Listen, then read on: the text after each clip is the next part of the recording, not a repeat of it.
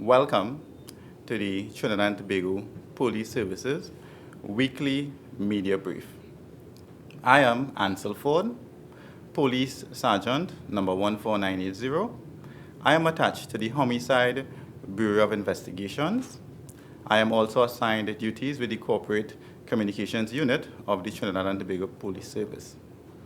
With me today is Acting Assistant Superintendent of Police, Ms. Claire Guy-Alleyne of the Trinidad and Tobago Police Services Child Protection Unit. And she will be reporting to you today on the status of that unit. I now introduce to you Acting ASP Claire Guy-Alleyne. Ma'am. Thank you very much, Sergeant Forde. Good morning, ladies and gentlemen and members of the media. I am Claire Guy-Alleyne, Assistant Superintendent of Police, attached to the Child Protection Unit of the Trinidad and Tobago Police Service. On Monday, the 23rd of May 2019, the Child Protection Unit will be celebrating its 4th anniversary. The unit is responsible for investigating sexual offenses, abuse, physical abuse, abandonment, neglect, and ill treatment of children. The Child Protection Unit works closely with the Children Authority and the Victim and Witness Support Unit of the TTPS. This is to ensure that the care and protection of the nation's children.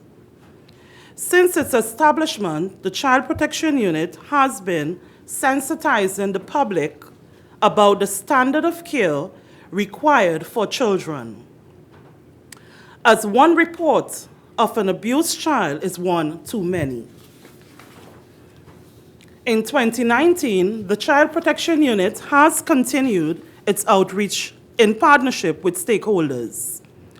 This includes government ministries, non-governmental organizations, schools, youth organizations, and churches, both in Trinidad and Tobago. We emphasize preventative measures to ensure the nation's children are kept safe. And we are well equipped to prosecute when offenses are committed. For the year to date, officers attached to the Child Protection Unit have laid 108 and made over 50 arrests.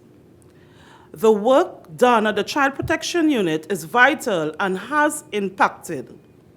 However, we need the cooperation and support of parents, guardians, and caregivers to ensure the protection of the nation's children. Today's briefing will focus on parental supervision, parental reporting, and parental cooperation. Parental supervision. Parents have a duty to supervise their children. It is important to know what your child is doing and with whom. In today's world, you also need to know how they present or represent themselves online. For example, what social media profile or profiles are your children displaying? We recommend that you pay attention to the interactive online forums, platforms, and groups in which they participate. For those parents who are not tech-savvy, seek out the necessary assistance. There are apps that you can use to monitor your child's online activities. Be mindful of the unsupervised use of the internet, as children can access websites with pornographic content or unwittingly communicate with predators. Children are also vulnerable to online predators who use fake profiles and engage in catfishing. This is the act of luring someone into a relationship by means of a fictional online persona. Know the whereabouts of your child and be mindful of the company they keep. Be aware of the places where they socialize and with whom are they socializing. Are your children being supervised by adults, or is it peer control activity? It is your responsibility to ask these questions. Remember that you are responsible for your child, and that your responsibility also means accountability. After Carnival, the issue of parents leaving their children in hospitals or dropping them off at public facilities as a form of babysitting became a topical issue. Please note that public spaces such as healthcare facilities, parks, cinemas, and malls can be targeted by predators, as unsupervised children are always more vulnerable. Please take heed and execute your parental duty. Parental reporting. According to the law, a child means a person under the age of 18 years.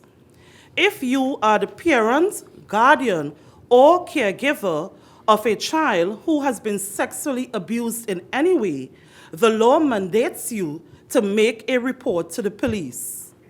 Section 31 of the Sexual Offences Act, Chapter 1128, states that any person who is the parent or guardian, has custody, charge, or control of a minor, has reasonable grounds for believing that a sexual offense has been committed in respect of that minor shall report the grounds for that belief to a police officer as soon as reasonably practicable.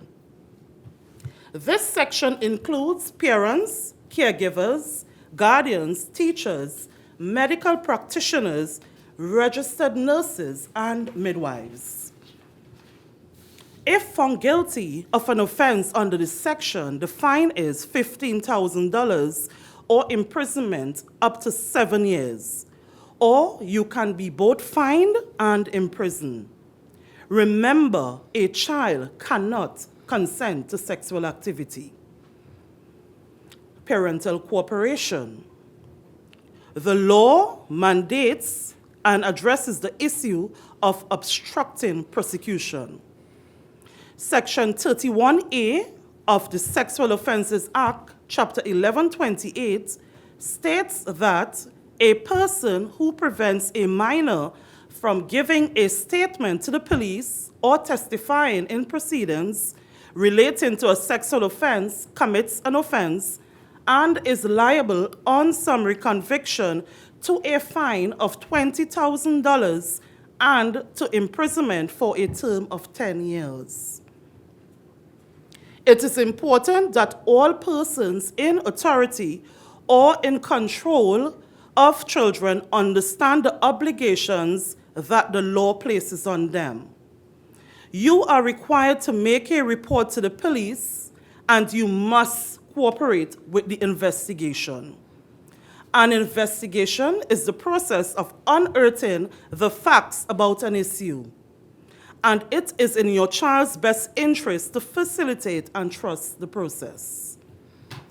In closing, I wish to remind citizens that the possession and distribution of child pornography is an offense in Trinidad and Tobago. Section 40 of the Children's Act, Chapter 4601, states that any person who knowingly makes or permits to be made any child pornography publishes, distributes, transmits, or shows such content commits an offense and will be liable on conviction, on indictment, to a fine of $30,000 and to imprisonment for 10 years. It means, in effect, that if you receive images or content depicting sexual activity involving children and you forward, broadcast, or post it, you can be prosecuted. Members of the media and the listening public, we at the Child Protection Unit pledge to continue to steadfastly do our part to protect our nation's children. We need parents and guardians to assist in front-end control. You are the authorities in your families. Monitor and control your sphere of operation. We also need the media support to continue to disseminate information. In partnership with our communities and stakeholders, we can make Trinidad and Tobago safe for our children. Thank you.